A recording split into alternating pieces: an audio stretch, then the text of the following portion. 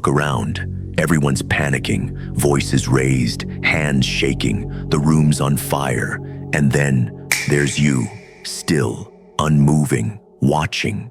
Not because you don't feel it, but because you've already decided this storm won't touch you, because in chaos, the calmest person always wins. Chaos doesn't always announce itself.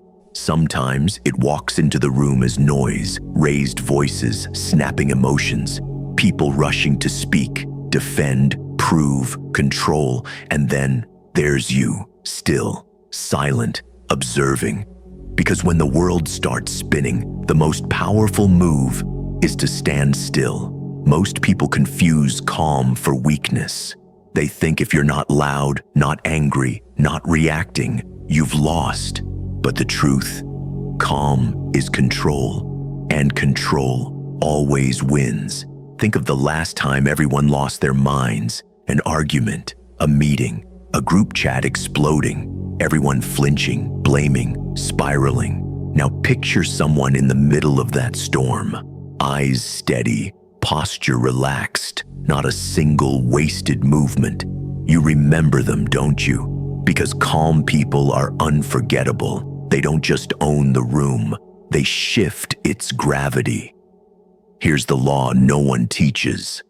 He who reacts first loses the frame. Because the one who reacts is now on defense. They're chasing the energy. But the calm one, he's setting the tempo. In power dynamics, it's not about how loud you are. It's about who everyone watches.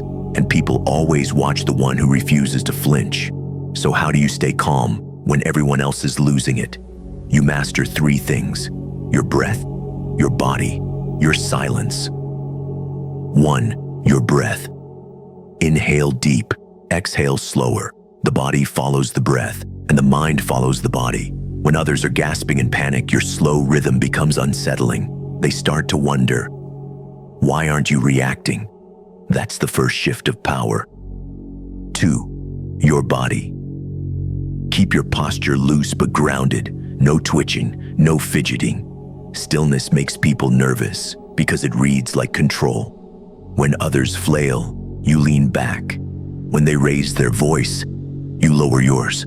The contrast makes you look not passive, dangerous. 3. Your silence. Say less, much less. Let others expose themselves with words. Let them fill the space with noise.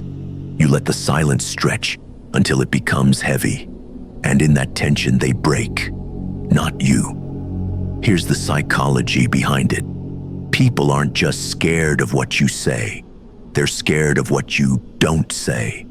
When you hold your response, they start arguing with themselves. They replay the scene in their head. They ask others, did I go too far? Why didn't they respond? Suddenly their mind becomes your battlefield. In business, it's lethal. You let your competition rant, explain, overreach. Then you speak last. 1 sentence, measured, dead accurate. Now you own the room, because the one who speaks last doesn't just end the conversation, they own it. In relationships, it's transformative. Your partner screams, vents, demands, and you don't meet the chaos with chaos. You meet it with emotional clarity. You don't retreat. You don't attack. You just hold space. Then, when the storm quiets, you speak, and suddenly, everything you say feels like truth. In street psychology, that calm stare across the room, the one that doesn't blink, doesn't look away, doesn't react, that's presence. That's the type of calm people mistake for danger, because it is. Here's the paradox no one sees coming. You're not calm because you're soft.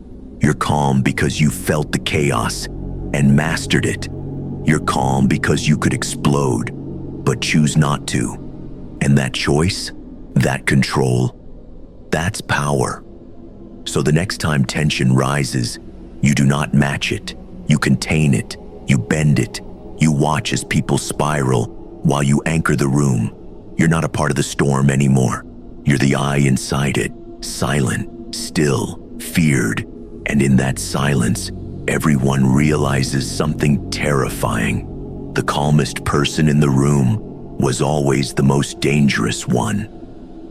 They tried to shake you, tried to drag you into their fire, but you didn't burn, you didn't flinch, and now they know. You're not just calm, you're calculated, and the calmest one in the room was the one they should have feared all along.